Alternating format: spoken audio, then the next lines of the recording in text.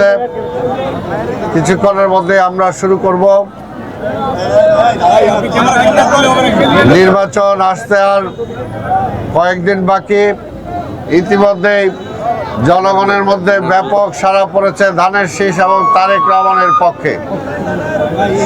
আমরা বিশ্বাস করি আগামী 12 তারিখ এই অঞ্চলের মানুষ ধানের শীষে ভোট দিয়ে ব্যাপকভাবে ভোটের মাধ্যমে নির্বাচিত করবে আমাদের নেতা তারেক রহমানকে ইনশাআল্লাহ। সভাপতি বন্ধুগণ, এর মধ্যেও আমরা দেখতে পাচ্ছি কোন দল কোন শক্তি চেষ্টা করছে এখনো নির্বাচনকে বানচাল করার জন্য, নির্বাচনকে প্রশ্নবোধক করার জন্য। আমরা বলতে চাই দীর্ঘ 17 বছর পরে এই নির্বাচনের অধিকার মানুষ ফিরে পেয়েছে। অনেকেই কেউ গত 17 বছর কোনো ভোট দিতে পারে নাই, তাই ভোটের অধিকার যদি কেউ ছিনতাই করতে চায় তাহলে জনগণ সেটাকে প্রতিহত করবে ইনশাআল্লাহ। আমরা চাই যেমনিভাবে বাংলাদেশের প্রতিটি দুঃসময়ে বিএনপির নেতা শহীদ রাষ্ট্রপতি জিয়া রহমান, বেগম খালেদা জিয়া জনগণের পাশে এসে দাঁড়িয়েছিল। আজকেও যখন একটি দেশ চলছে না, তখন এই দেশটাকে পরিচালনা করার জন্য ইতিমধ্যেই জনগণ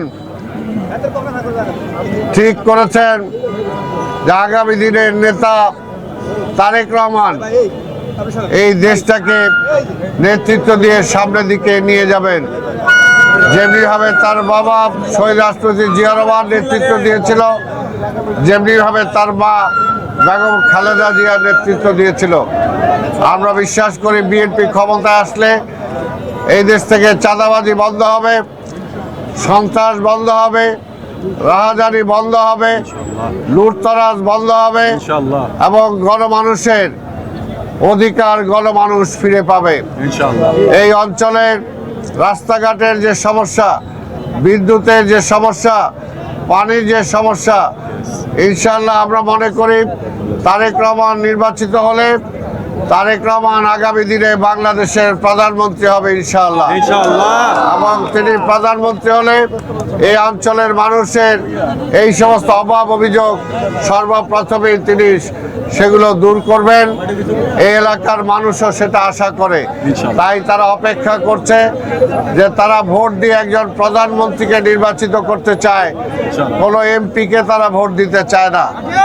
আর যারা ভোট ছিনতাই, ভোট কারচুপির কথা চিন্তা করছে, তাদেরকে পরিষ্কার বলে দিতে চাই এই দেশের মানুষ যেমনিভাবে হাসিনাকে তাড়িয়েছে, ঠিক তেমনি যদি কোনো ষড়যন্ত্র কেউ করে তাদের বিরুদ্ধে এই দেশের জনগণ প্রতিরোধ গড়ে তুলবে ইনশাআল্লাহ।